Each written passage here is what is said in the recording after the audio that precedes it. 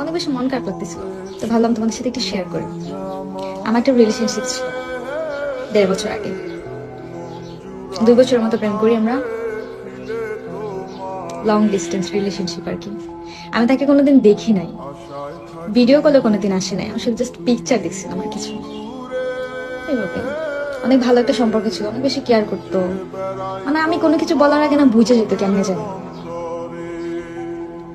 যদিও মিস করি এখন আমি, কিন্তু কোনো কারণবশত পরে জেনেছিলাম যে ওটা একটা ফেক অ্যাকাউন্ট ছিল।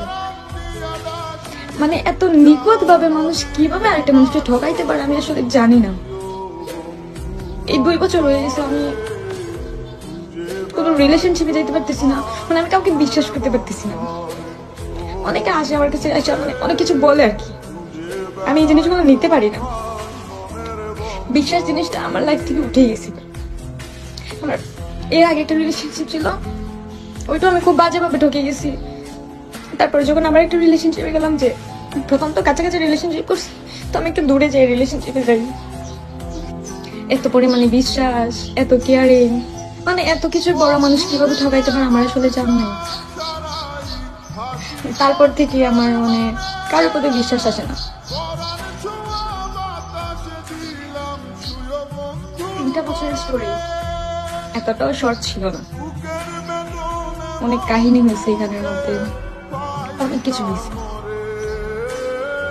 এই যে আমার একটা ফ্রেন্ডকে আপনারা আমার সাথে দেখেন না সবসময়, তাসনিম, যে আপনারা হয়তো অনেকেই বলবেন যে ওর সাথে এত দূরের ফ্রেন্ডশিপ তোমাদের কিভাবে হয়েছে, তোমরা কিভাবে ফ্রেন্ড হয়েছো। এটাও এইভাবেই, মানে আমি যেই ছেলের সাথে রিলেশনশিপে ছিলাম 2 বছরের মতো, ওই ছেলের সাথেই 1.5 বছরের মতো প্রেম করছি। আমি ওদের আইডি থেকে চেটিং ফেটিং বের করে ওকে খুঁজে বের করছিলাম। দেন ওর সাথে আমার কথা হয়েছিল, তারপর থেকে সব ক্লিয়ার হয়েছিল যে আমরা দুজনেই একটা ভুল রিলেশনশিপে আছি, একটা ভুল মানুষ, একটা ভুল জায়গা। তো এই আর কি। তারপর থেকে ওর সাথে আমার প্রায় সময় কথা হইতো, তারপর থেকে আমরা খুব ভালো ফ্রেন্ড। এই তো।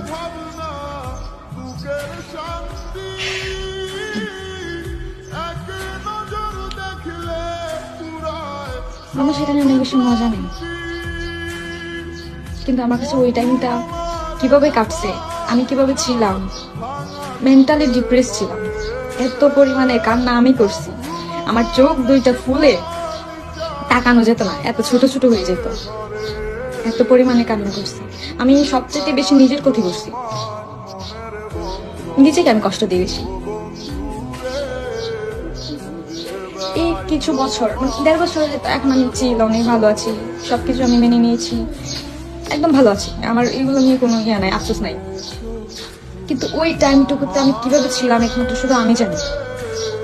মেন্টালি বলেন, মানে সব সাইড থেকে আমি খুব বেশি একা হয়ে গেছিলাম, এত পরিমাণে লোনলি ফিল করতাম, আমি রুম থেকে বের হইতাম না। মানুষকে ঠকাই না ভাই, এই জিনিসগুলো আসলে মেনে নেওয়া যায় না। একটা মানুষকে এত পরিমাণে বিশ্বাস করার পর হঠাৎ করে যখন মনে হয় যে আমি যার সাথে ছিলাম সে একটা ভুল মানুষ, যার কোনো অস্তিত্ব আমার লাইফে নাই, এই জিনিসগুলো আসলে মেনে নেওয়া যায় না, অনেক বেশি পেইনফুল হয়।